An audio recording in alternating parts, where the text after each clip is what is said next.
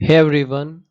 सो देखिए आज है 11 अक्टूबर 2022 एंड चलिए स्टार्ट करते हैं आज की हमारी इम्पोर्टेंट एमसीक्यूज की क्विज। सो देखिए सबसे पहला क्वेश्चन है हमारे पास कि इंटरनेशनल गर्ल चाइल्ड डे जो है कब सेलिब्रेट किया जाता है।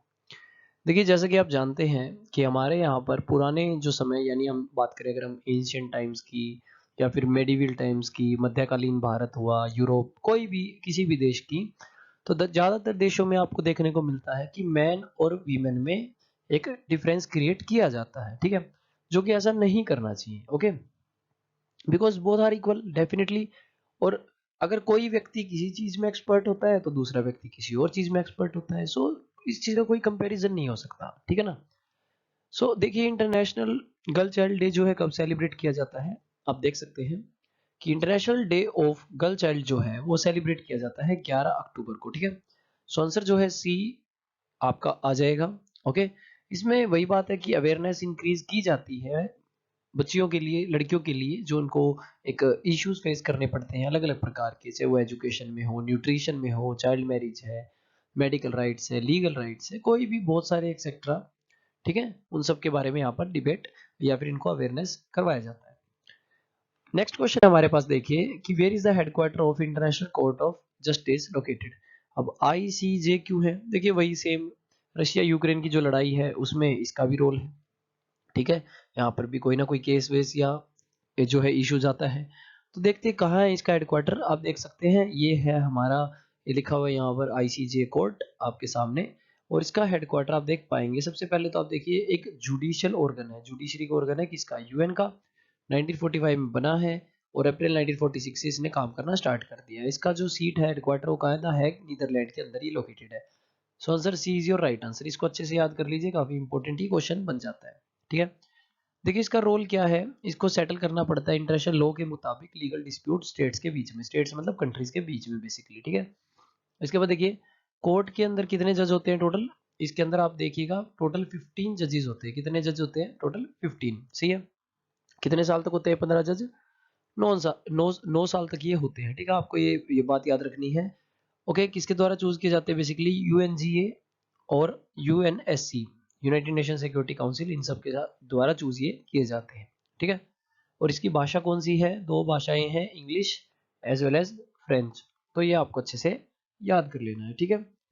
ये आपके इंपॉर्टेंट यहाँ पर एक एमसीक्यू था। अगला क्वेश्चन है कि which of the following is capital of Bangladesh. तो बांग्लादेश अब न्यूज में क्यों है पहले आप समझिए, फिर हम इसके ऑप्शंस देखते हैं कि बीजिंग, मॉस्को, ढाका या बाली में से कौन सा आएगा।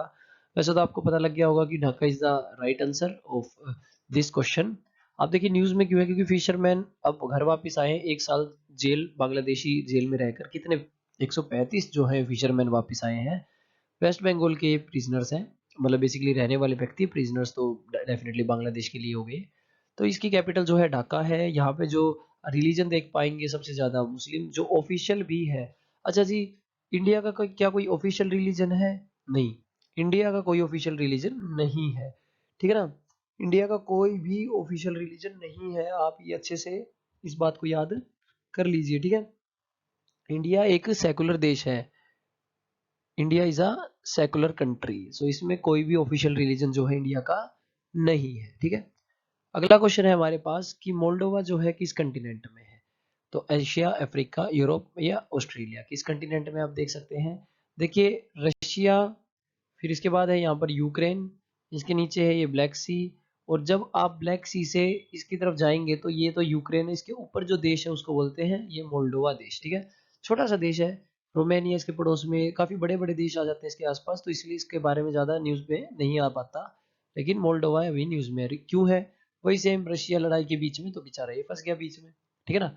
सो आंसर क्या आ जाएगा, Europe is your right answer.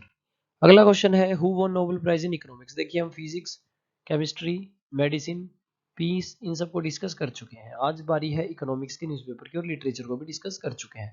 सो किन को मिला है आप देख सकते हैं, फेड, जो फेडरल बैंक उसके एक्स चेयरपर्सन है, जो जिनका नाम है बेन बेर्नैकी। ओके, वो दो अन्य के साथ, अब वो दो अन्य कौन है, डगलस डायमंड एंड फिलिप डाइविक, तो तीनों, यानी आंसर जो है इसका डी जो है राइट आंसर आ जाएगा, ठीक है।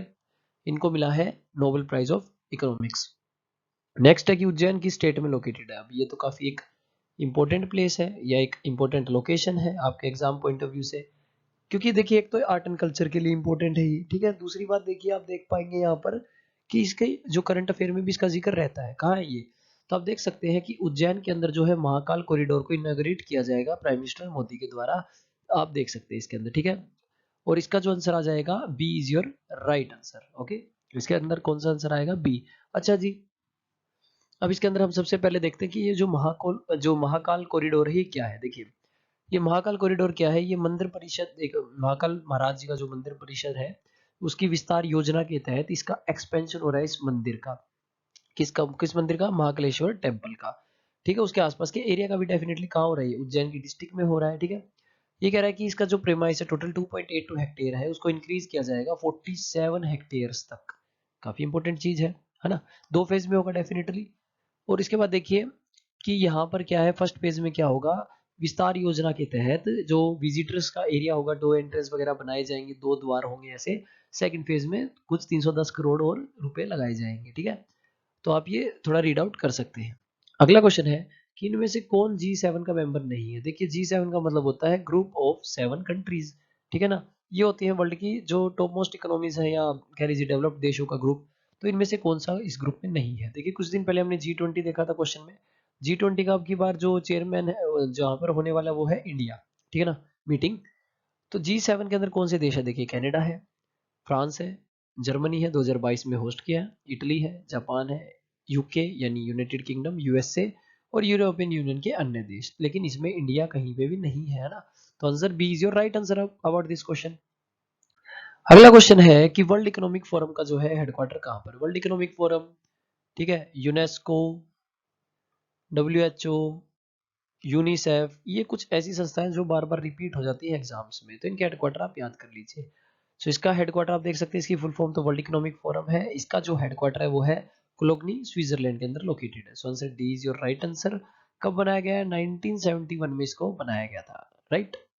इसके फाउंडर है क्लोस स्क्वेब, इसके जो है फाउंडर रहे। ओके, अब आ जाइए कौन सी स्टेट जो है सबसे ज्यादा कोयला प्रोड्यूस करती है भारत में। हम बात कर रहे हैं यहाँ पर इंडिया की, ठीक है। सो उड़ीसा, छत्तीसगढ़, झारखंड या नन ऑफ दीज।